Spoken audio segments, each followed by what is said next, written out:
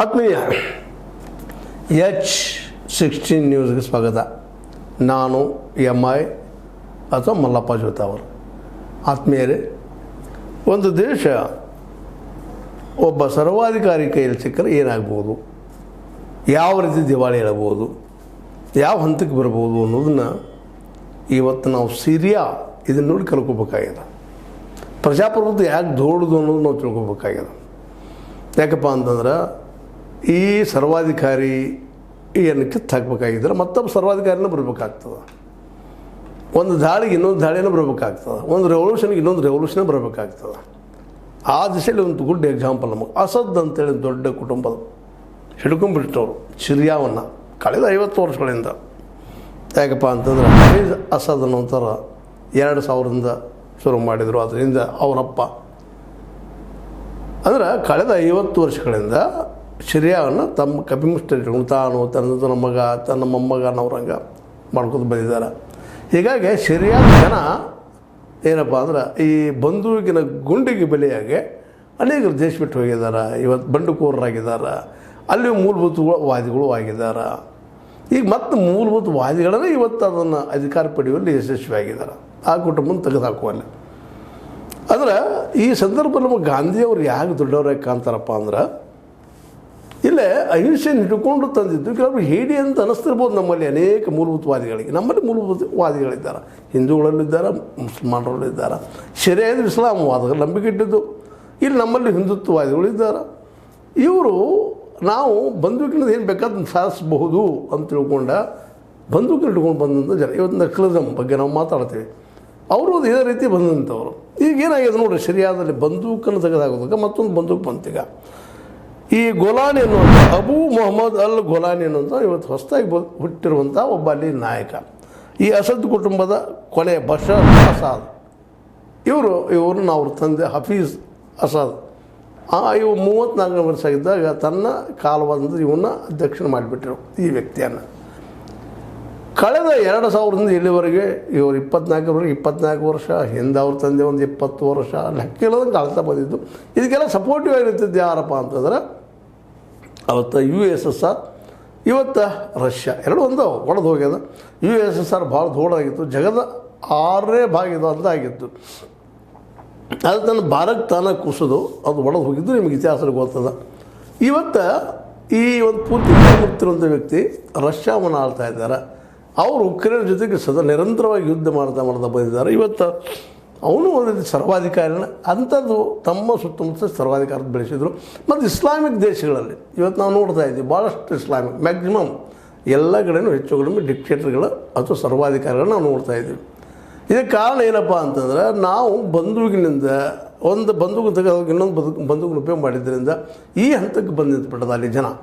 ಅದಕ್ಕೆ ಇವತ್ತು ನಾವು ಈ ಸಿರಿಯಾವನ್ನು ಭಾಳ ಎಚ್ಚರಿಕೆಯಿಂದ ಅಭ್ಯಾಸ ಮಾಡಬೇಕಾಗಿದೆ. ಇನ್ನು ಸಿರಿಯಾ ಸುತ್ತಮುತ್ತ ಎಲ್ಲ ಲೆಬನಾನ್ ಅದ, ಅದ್ರ ಬಾಜುಕೆಲ್ಲ ಇರಾನ್ ಇರಾಕ್ ಬರ್ತದೆ ರೀ. ಇದು ಕೆಳಗೆ ಬಂದ್ರೆ ನಿಮಗೆ ಇಸ್ರೇಲ್ ಬರ್ತದೆ. ಇಸ್ರೇಲ್ ಅಂತ ನಿರಂತರವಾಗಿ ಏನಪ್ಪ ಅಂದರೆ ಎಚ್ಚರಿದ್ದಂಥ ದೇಶ ಮತ್ತು ಪ್ರಜಾಪ್ರಭುತ್ವ ದೇಶ. ಭಾಳ ನೆನಪಿಟ್ಕೋಬೇಕು ನಾವು ಇದನ್ನು.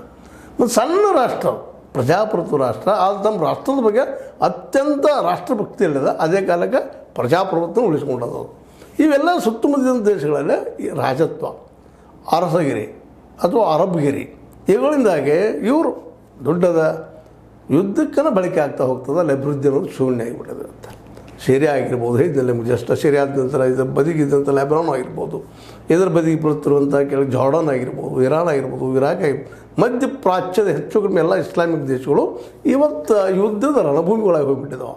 ಇರಾಕ್ ಅಂತ ದಿವಾಳಿ ಹೋಗ್ಬಿಟ್ಟದು ನಿಮಗೆ ಗೊತ್ತದೆ. ಇರಾನು ಸಹಿತ ಹೆಚ್ಚು ಕಡಿಮೆ ದಿವಾಳಿ ಈಗಷ್ಟು ನಾವು ಒಂದು ರಿಕವರಿ ಆಗುವಂಥ ಹಂತಕ್ಕೆ ಬರ್ತಾಯಿದೆ. ಆದರೆ ಇವು ಯಾವ ದೇಶಗಳು ಅಲ್ಲಿ ಅವುಗಳಲ್ಲೇ ಒಂದು ಕಪ್ಪು ಬಂಗಾರ ಅಂದ್ರೆ ಈಗ ಈ ಒಂದು ಪೆಟ್ರೋಲಿಯಂ ಉತ್ಪನ್ನಗಳು ಬರುವುದರಿಂದಾಗಿ ಅವುಗಳು ಇವತ್ತು ತಮ್ಮ ವಸ್ತುತ್ವ ಉಳಿಸ್ಕೊಂಡಿದ್ದಾವೇನೋ ಮತ್ತೇನೂ ಅಲ್ಲ.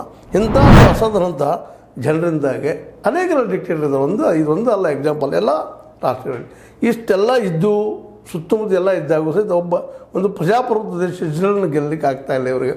ಕಾರಣ ಅಂದ್ರೆ ಇಸ್ರೇಲ್ದಲ್ಲಿ ಜನ ಪ್ರತಿಯೊಬ್ಬರು ಜಾಗೃತರಾಗಿದ್ದಾರೆ. ಇಲ್ಲಿ ಹಾಗಿಲ್ಲ. ತಾವು ಅರಸರಾದ್ರೆ ಅದು ತಾವು ಡಿಕ್ಟೇಟರ್ ಆದ್ರೆ ಇನ್ನುಳಿದವ್ರನ್ನ ಬೆಳೆಸ್ತಾ ಹೋಗಿದ್ದಕ್ಕಾಗಿ ಈ ನಮ್ಮ ದೇಶನ ನಾವು ಭಾಳ ಸಲ ಈ ವಿಷಯವನ್ನು ಚರ್ಚೆ ಮಾಡ್ತಾ ಇರ್ತೀವಿ. ನಮ್ಮ ದೇಶ ಯಾಕಪ್ಪ ಪರತಂತ್ರದಲ್ಲಿ ಹೋಯಿತು ಅಂತಂದ್ರೆ ಇಲ್ಲಿಯೇ ಮೂಲಭೂತವಾದಿತನದಿಂದ ಇಲ್ಲಿಯ ಒಂದು ರಾಜತ್ವದಿಂದ ನಾವು ಒಂದು ಡೆಮೊಕ್ರೆಟಿಕ್ ದೇಶಕ್ಕೆ ಸೂಚಿಸಿ ನಾವು ನೆನಪಿಲ್ಲ ನಮಗೆ. ಬ್ರಿಟಿಷ್ ದೇಶ ಡೆಮೊಕ್ರೆಟಿಕ್ ದೇಶ, ತಮ್ಮ ಉಳಿಗಾಗಿ ಅವರು ವಿಸ್ತಾರವಾದನ ಮಾಡಿಕೊಂಡು ಹೋಗಿ ಸಾಮ್ರಾಜ್ಯವಾದ ಮಾಡಿಕೊಂಡು ಜಗತ್ತಿನ ಗೆದ್ದು ನಮ್ಗೆ ಗೊತ್ತದ. ಅದು ನಮ್ಮಲ್ಲೇ ನಮ್ಮಲ್ಲೇ ತಿಕ್ಕಾಡಿ ನಾವು ಪ್ರಧಾನ ಏನು ಮಾಡಿದ್ವಪ್ಪ ಅಂದ್ರೆ ನಮ್ಮ ರಾಜ್ಯವನ್ನು ನಮ್ಮ ದೇಶನ ಕೊಟ್ಟಿದ್ದೀವಿ ನಾವು. ಹಂಗೆ ಇಲ್ಲೂ ಸರಿಯಾದ ಸುತ್ತಮುತ್ತ ಸರಿಯಾದ ಇನ್ನುಳಿದ ಇಸ್ಲಾಮಿಕ್ ದೇಶಗಳು ಸಹಿತ ಇವತ್ತು ತಮ್ಮ ವ್ಯಕ್ತಿತ್ವನ ಕಳ್ಕೊಂಡ್ರೆ ಕೇವಲ ಏನೋ ಅಲ್ಲೇ ಕಪ್ಪು ಬಂಗಾರ ಪೆಟ್ರೋಲಿಯಂ ಇದಂತೆ ಉಳಿದದು. ಇನ್ನು ಈಗಾಗಲೇ ಬಂದಂಥ ಗೊಲಾನಿ ಅಬು ಮೊಹಮ್ಮದ್ ಅಲ್ ಗೊಲಾನಿ ಇವರು ಅಲ್ ಖೈದಾ ಜೊತೆಗೆ ಇನ್ನುಳಿದ ಮತ್ತು ಅಲ್ಲೇ ರೀ ಅಲ್ಲಿಯ ಮೂಲಭೂತವಾದ ಜೊತೆಗೆ ಇವ್ರ ಸಂಪರ್ಕ ಮತ್ತು ಬಂದೂಕು ತೊಗೊಂಡು ಬರುವಂಥದ್ದು. ಇವತ್ತು ಅಫ್ಘಾನಿಸ್ತಾನ ಹಂಗಾಗ್ಯದ, ಪಾಕಿಸ್ತಾನ ಅದೇ ರೀತಿಯಾಗಿ ನಡೆದ. ಇನ್ನು ಉಳಿದೇನೋ ಭಾರತದ ಪ್ರಭಾವದಿಂದ ಒಂದು ಸ್ವಲ್ಪ ಪ್ರಜಾಪ್ರಭುತ್ವ ಇಲ್ಲದ ಕೆಳಗೆಲ್ಲೇ ಬಾಂಗ್ಲಾದಲ್ಲಿ ಅದು ಇವತ್ತು ನಿಧಾನಕ್ಕೆ ಡಿಕ್ಟೇಟರ್ ಆಗುವಂಥ ಸಾಧ್ಯತೆಗಳು ಹೆಚ್ಚಾಗ್ತಾ ಇದ್ದೇವೆ ಅಂತ. ಯಾಕಂದ್ರೆ ಯಾವ ವ್ಯಕ್ತಿ ಡಿಕ್ಟೇಟರ್ ಆಗ್ತಾನೆ ಅವ ನರಭಕ್ಷಕ ಆದಂಗಾಗಿ ತಾನು ಸುಖ ಆಯ್ತಪ್ಪ ತನ್ನ ಮಕ್ಕಳ ಅಧಿಕಾರ ಬಂದರೆ ಸಾಕಪ್ಪ. ಇವತ್ತೇನಾಗಿದೆ ಇದರ ಕೊರಿಯಾದಲ್ಲಿ ಆಗಲಿ ಇನ್ನುಳಿದ ಕಡೆಯಲ್ಲಿ ಆಗಲಿ ಇಲ್ಲೂ ಸಹಿತ ಅದರಲ್ಲೂ ಉತ್ತರ ಕೊರಿಯಾದಲ್ಲಿ ದಕ್ಷಿಣ ಕೊರಿಯಾದಲ್ಲಿ ಡೆಮೋಕ್ರಸಿ ಅದ. ಹೀಗಾಗಿ ಅಲ್ಲಿ ಅದು ಪ್ರಬುದ್ಧತೆ ಪ್ರಭುತ್ವ ಎರಡೂ ಆಗೋದು ಹೋಗ್ತಾ ಇದೆ. ಅದಕ್ಕೆ ನಾನು ಈ ಸಂದರ್ಭದಲ್ಲಿ ಇವತ್ತು ಹೇಗೆ ಚರ್ಚೆ ಮಾಡ್ತಾ ಇದ್ದೀನಿ ಅಂತಂದರೆ ಅಟ್ಲೀಸ್ಟ್ ನಮ್ಮ ಪ್ರಜಾಪ್ರಭುತ್ವದಲ್ಲಿ ಇಲ್ಲೂ ಅನ್ಯಾಯಗಳು ನಡೀತಾ ಇದ್ದಾವೆ, ಅತ್ಯಾಚಾರ ನಡೀತಿದ್ದಾವೆ, ಇಲ್ಲೇ ಏನಪ್ಪ ಅಂದ್ರೆ ಲಂಚಗಳಿಂದ ಸಾಕಷ್ಟು ಅದು ಎಲ್ಲ ಇದ್ದರೂ ಸಹಿತ ಒಂದು ಏನೋ ಭರವಸೆ ಅದ. ಅಟ್ಲೀಸ್ಟ್ 5 ವರ್ಷಕ್ಕೂ ನಾವು ವೋಟ್ ಹಾಕ್ಬೋದಪ್ಪ, ಮಾಡ್ಬೋದು, ಚೇಂಜ್ ಮಾಡ್ಬೋದು ಅಂತೇಳಿ ಈ ಸರಿಯಾದಂಥ ದೇಶದಲ್ಲಿ ನಾವು ಮತ್ತೆ ಬಂದೂಕು ಹಿಡಿಬೇಕಾಗಿದೆ. ಇವತ್ತು ಗುಲಾನಿ ಅನ್ನುವಂಥ ವ್ಯಕ್ತಿ ಏನು ಅಧಿಕಾರ ಹಿಡಿತಾ ಇದ್ದಾನೆ ಮತ್ತು ಎಲ್ಲರಿಗೂ ಆಹ್ವಾನ ಕೊಡ್ತಾ ಇದ್ದಾನೆ. ದೇಶ ಬಿಟ್ಟು ಹೋದಂಥ ಅವತ್ತಿನ ಅಸದ್ ಆಡಳಿತವನ್ನು ವಿರೋಧ ಮಾಡಿದಂಥ ಜನರು ದೇಶ ಬಿಟ್ಟು ಹೋಗಿದ್ದಾರೆ, ಸಿರಿಯಾ ಬಿಟ್ಟು ಅವ್ರಿಗೆಲ್ಲ ಈ ಕರೆ ಕೊಡ್ತಾ ಇದ್ದಾರೆ. ಅವರು ಬರ್ರಿ ಒಳಗೆ ಬರ್ರಿ, ನಿಮ್ಮ ದೇಶದ್ದು ಇಲ್ಲಿ ಅಸದ್ ಹೋಗಿದ್ದಾರೆ ಅಂತೇಳಿ. ಸೇನೆ ನಡೆಯಿಂದ ನಮಗೆ ಚೋಟಾಗಿತ್ತು, ಭಾರಿ ಅನ್ಯಾಯವಾಗಿತ್ತು. ಸಿರಿಯಾ ಈಗ ಸೇನೆಯಿಂದ ಮುಕ್ತವಾಗಿದೆ, ನಾವು ಹೆಮ್ಮೆ ಖುಷಿಯಿಂದ ದೇಶಕ್ಕೆ ಮರಳುತ್ತಿದ್ದೇವೆ ಅಂತೇಳಿ ಬೈರುತ್ತಲ್ಲ ಇನ್ನೂರು ಕಡೆ ಇದ್ದಂಥ ಜನ ಹೇಳಿಕೆ ಕೊಡ್ತಾ ಇದ್ದಾರೆ. ಹೀಗಾಗಿ ಇದು ನಮಗೆ ಇವತ್ತು ಗುಡ್ ಎಕ್ಸಾಂಪಲ್. ಮತ್ತು ಅದೇ ಕಾಲಕ್ಕೆ ಇವತ್ತು ರಷ್ಯಾ ಅದು ಇಲ್ಲಿವರೆಗೆ ಜಕ್ಕೊಂಡು ಬಂತದು USSR ರೀ, ಅದು ರಷ್ಯಾ ರೀ, ಸಾಕಷ್ಟು ಶಸ್ತ್ರಾಸ್ತ್ರ ಕೊಟ್ಟು ಮತ್ತೇನೋ ಕೊಟ್ಟು ಹೊಸದಾಗಿ ಹೆಲ್ಪ್ ಮಾಡಿ ಸದಾ ನಿರಂತರವಾಗಿ ಅಲ್ಲಿ ಬಂಡುಕೋರು ಇದ್ದೇ ಇದ್ದರು, ಯುದ್ಧ ನಡೀತಾನೆ ಇತ್ತು. ಈ ಕಳೆದ 50 ವರ್ಷಗಳಿಂದ ಅದು ಹಿಡ್ಕೊಂಡು ಏನೋ ಬಂತು ಇಲ್ಲಿವರೆಗೆ ಈ ಒಂದು ರಷ್ಯಾ. ಇವತ್ತು ಅದಕ್ಕೂ ಅಸಾಧ್ಯ ಅನ್ನುವಂಥದ್ದು. ಯಾಕಂದ್ರೆ ಉಕ್ರೇನ್ ಜೊತೆಗೆ ಯುದ್ಧಕ್ಕೆ ಇಳಿದ ಅದು ಸಾಕಷ್ಟು ಜೀವಗಳನ್ನ ಅನೇಕ ಒಂದು ಸಂಪತ್ತನ್ನು ಹಾಳು ಮಾಡ್ಕೊಂಡದ ಪುತಿನ್ನ ರಷ್ಯಾ. ಹೀಗಾಗಿ ಎಷ್ಟು ದಿವಸ ನಾವು ಒಬ್ಬ ಡಿಕ್ಟೇಟರ್ ಅನ್ಸಲಿಕ್ಕೆ ಸಾಧ್ಯ ಇದೆ. ಜನರ ವಿಶ್ವಾಸ ಗಳಿಸಿಕೊಳ್ಳುವಂಥ ಸರ್ಕಾರ ಮಾತ್ರ ಭಾಳ ವರ್ಷಗಳು ಬದುಕುವಂಥದ್ದು, ಎಲ್ಲರೂ ಬದುಕುವಂಥ ವ್ಯವಸ್ಥೆ ಮಾಡುವ ಸರ್ಕಾರಗಳು ಮಾತ್ರ ಉಳಿಯುವಂಥದ್ದು ಅನ್ನೋದು ಇದನ್ನು ನೋಡಿ ನಾವು ಕಲಿಬೇಕಾಗಿದೆ. ಸರಿಯಾದಾಯಿತು. ಇನ್ನುಳಿದ ಈ ಒಂದು ಡಿಕ್ಟೇಟರ್ ಉಳ್ಳಂಥ ಅಥವಾ ಒಂದು ಮೂಲಭೂತ ಆಯುಕ್ತನ ಉಳ್ಳಂಥ ದೇಶಗಳ ಬಗ್ಗೆ ನಾವು ಎಚ್ಚರಿಕೆಯಿಂದ ಅಭ್ಯಾಸ ಮಾಡಬೇಕಾಗಿದೆ. ಯಾಕಂದರೆ ನಮ್ಮಲ್ಲೂ ಸಹಿತ ನಿಧಾನಕ್ಕೆ ಇವತ್ತಿನ ಸರ್ಕಾರ ಆಗಿರ್ಬೋದು ಅಥವಾ ಇನ್ನುಳಿದ ಹಿಂದುತ್ವವಾದ ಜನಗಟ್ಟಲೆ ಮಾತಾಡುವಂಥ ಜನರಾಗಿರ್ಬೋದು ಇವರು ಸಹಿತ ಅಂಥ ರಾಷ್ಟ್ರ ಕಟ್ಟೋದಾಗಬೇಕಾಗಿಲ್ಲ ಅಂತ. ಇಲ್ಲೇ ಇದ್ದಂಥ ಜನರಿಗೆ ಒಂದು ಅಂಬೇಡ್ಕರ್ ಅವರು ಅದ್ಭುತವಾದ ಸಂವಿಧಾನ ಕೊಟ್ಟಿದ್ದಾರೆ ನಮಗೆ, ನಾವೆಲ್ಲರೂ ಕೂಡಿ ಬದುಕುವಂಥದ್ದು ಅಂತೇಳಿ. ನಾವು ಯಾರನ್ನೋ ಹೊಡೆಯೋ ಸಲುವಾಗಿ ನಾವು ಡಿಕ್ಟೇಟರ್ ಆದರೆ ನಾವು ಕಾಡುಗಳನ್ನು ಅಲಿಯುವಂಥ ಪ್ರಸಂಗ ಬರ್ತದೆ, ಜನರಿಂದ ದೂರ ಸರಿಯುವಂಥ ಪ್ರಸಂಗ ಬರ್ತದೆ. ಇವತ್ತೇನೋ ಅಟ್ಲೀಸ್ಟ್ ಅಭಿವೃದ್ಧಿ ಪರ ಅರಪ್ಪ ದೇಶ ಅಂತ ಅನ್ನೋಂಥ ಮಾತು ಏನಾದರೂ ಇದ್ದಿದ್ರೆ ಅದಕ್ಕೆ ಪ್ರಜಾಪ್ರಭುತ್ವನ ಕಾರಣ. ಅಂದರೆ ಇಲ್ಲೂ ಡಿಕ್ಟೇಟರ್ ಆಗಿದ್ರೆ ಇದು ದೇಶ ಎಷ್ಟು ಹೊಡಿತಿತ್ತು ಏನೋ ಗೊತ್ತಿಲ್ಲ. ಯಾಕಂತಂದ್ರೆ ಆದಂಥ ಒಬ್ಬ ಡಿಕ್ಟೇಟರ್ ಏನು ಮಾಡ್ತಾ ಇರ್ತಾನಪ್ಪ ಅಂತಂದ್ರೆ ನಿಧಾನಕ್ಕೆ ಇಡೀ ವ್ಯವಸ್ಥೆ ತನ್ನ ಪರ ಮಾಡಿಕೊಡ್ತಾ ಇರ್ತಾನೆ. ಈ ಸಲ ಚುನಾವಣೆ ದೊಡ್ಡ ಎಕ್ಸಾಂಪಲ್ ಆಗಿ ಹೋಗ್ಬಿಟ್ಟದ.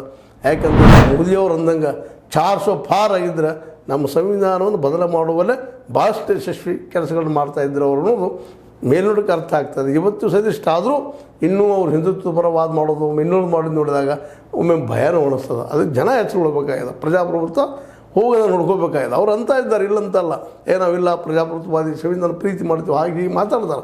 ಆದರೆ ಅವರಲ್ಲಿ ಅನೇಕ ಜನ ಸಂವಿಧಾನ ಬದಲಾಯಿಸಬೇಕಾಗಿದೆ ಅಂತೇಳಿ ಅನೇಕ ಮಠಾಧೀಶರು ಇನ್ನುಳಿದವರು ಹೇಳೋದನ್ನು ನಾವು ನೋಡ್ತಾ ಇದ್ದೀವಿ. ಅದಕ್ಕಾಗಿ ಸಿರಿಯಾದಂಥ ಒಂದು ಬಂಡುಕೋರ ದೇಶ ಹಾಕ್ಕೊಂಡು ಅಥವಾ ಯುದ್ಧ ಮಾಡುವಂಥದ್ದು ಅಫ್ಘಾನಿಸ್ತಾನ ಅಂತ ದಿವಾಳಿಯಿಂದ ದೇಶ ಆಗುವಂಥ ಪರಿಸ್ಥಿತಿ ನಾವು ತರ್ಕೊಳ್ಬಾರ್ದಾಗ್ಯದ. ಈ ದಿಶೆಯಲ್ಲಿ ಈ ಸಲ ರಾಹುಲ್ ಗಾಂಧಿಯವರು ವಿರೋಧ ಪಕ್ಷದಲ್ಲಿರ್ಬೋದು, ಬಟ್ ಈ ದೇಶದಲ್ಲಿ ಪ್ರಜಾಪ್ರಭುತ್ವ ಉಳಿದಕ್ಕೆ ಸಂವಿಧಾನ ಉಳಿದಕ್ಕೆ ಭಾಳ ಕಾರಣೀಕರ್ತರು ಅನ್ನೋದು ಅಷ್ಟು ಸತ್ಯದ. ಇವತ್ತು ಮೋದಿಯವರು ಏನಾದರೂ ಆ ಒಂದು ವಿಚಾರದಿಂದ ಸಂವಿಧಾನದ ವಿಚಾರದಿಂದ ಬಂದಿದ್ದರೆ ಅದಕ್ಕೆ ಇಲ್ಲಿಯ ಜನ ಮತ್ತು ಅದಕ್ಕೆ ಜಾಗೃತಿ ಮಾಡುವಂಥ ಒಂದು ಮೂಮೆಂಟು ಆಗಿದ್ದು ಅಷ್ಟು ಸತ್ಯದ. ಇದನ್ನು ಯಾಕೆ ಇವತ್ತು ಹೇಳ್ತಾ ಇದ್ದೀನಿ ಅಂದರೆ ಸಿರಿಯಾ ನೋಡಿದಾಗ ನಮ್ಮ ದೇಶದ ಈ ಕಲ್ಪನೆ ಅದು ವಸ್ತುಸ್ಥಿತಿ ಆಗ್ಬೋದಾಗಿತ್ತು ಅಂತೇಳಿ. ಅದಕ್ಕಾಗಿ ಇಲ್ಲೇ ನಮ್ಮ ಪ್ರಜಾಪ್ರಭುತ್ವ ಏನದಪ್ಪ ಅಂತಂದ್ರೆ ಅದ್ಭುತವಾಗಿ ಎಲ್ಲರನ್ನೂ ಒಳಗೊಂಡ ಮತ್ತು ಸ್ವತಂತ್ರ ಬದುಕುವಂಥದ್ದು ಅನ್ನೋದನ್ನು ನಾವು ನೆನಪಿಟ್ಕೊಂಡು ಮುಂದೆ ಹೋಗ್ಬೇಕಾಗ್ಯದ ಅಂತ ತಿಳ್ಕೊಂಡು ಸರಿಯಾದ ಇತಿಹಾಸ ನಮ್ಮಲ್ಲಿ ರಿಪೀಟ್ ಆಗಬಾರ್ದು. ಇಲ್ಲಿ ಪ್ರಜಾಪ್ರಭುತ್ವದಲ್ಲಿ ಆಳವ್ರು ಯಾರೂ ಇರಲಿ, ಇವತ್ತು RSS ಆಗಲಿ, ನಾಳೆ ಮತ್ತೊಬ್ಬರು ಆಗಲಿ, ಆದರೆ ಎಲ್ಲರೂ ಬದುಕುವಂಥ ಸ್ವತಂತ್ರ ವಾತಾವರಣ ಇರಲಿ. ಜೊತೆಗೆ ಇಲ್ಲಿಯ ಬದುಕೋರು ಉದ್ಯೋಗ ಸಿಗುವಂಥದ್ದು ಮತ್ತು ಜೊತೆಗೆ ಎಲ್ಲರೂ ಸ್ವತಂತ್ರ ಸಿಗುವಂಥ ವ್ಯವಸ್ಥೆ ಇದೇ ರೀತಿಯಾಗಿ ಮುಂದುವರಲಿ ಅಂತೇಳಿ ಈ ಸಂದರ್ಭ ನೆನಪು ಮಾಡ್ಬೋದು. ಸರಿಯಾದ ಪರಿಸ್ಥಿತಿಯನ್ನು ನಿಮ್ಮ ಮುಂದೆ ಚರ್ಚೆ ಮಾಡಿದ್ದೀನಿ. ಇದು ನಿಮ್ಗೆ ಲೈಕ್ ಆಗಿರ್ಬೋದು, ಲೈಕ್ ಆಗದೇ ಇರ್ಬೋದು. ಲೈಕ್ ಮಾಡಿ, ಶೇರ್ ಮಾಡಿರಿ, ಕಮೆಂಟ್ ಮಾಡಿರಿ. ಜೊತೆಗೆ ಭಾರತ ಸರಿಯಾದಂಥ ಒಂದು ಭಯೋತ್ಪಾದಕ ದೇಶ ಆಗದೇ ಇರಲಿ, ಇದಕ್ಕೆ ಇಲ್ಲಿಯ BJP ಮತ್ತು ಕಾಂಗ್ರೆಸ್ಸಿಗರು ಸಹಿತ ಒಂದು ನಿರಂತರ ಹೋರಾಟ ಮಾಡ್ತಾ ಇರಲಿ ಅಂತ ಹೇಳ್ತಾ ನನಗೆ ಅನಿಸಿದ ಕೆಲವು ಮಾತಾಡಿದ್ದೀನಿ. ಲೈಕ್ ಮಾಡಿ, ಶೇರ್ ಮಾಡಿರಿ, ಕಮೆಂಟ್ ಮಾಡಿರಿ. ಜೊತೆಗೆ ಸಬ್ಸ್ಕ್ರೈಬ್ ಆಗೋದು ನಿಲ್ಲಿಸ್ಲಿಕ್ಕೆ ಹೋಗಬೇಡ ಅಂತ ಹೇಳ್ತಾ H16 ನ್ಯೂಸ್ ಇದು ಸತ್ಯದ ಕೈಗಳಲ್ಲಿ ವಂದನೆಗಳು.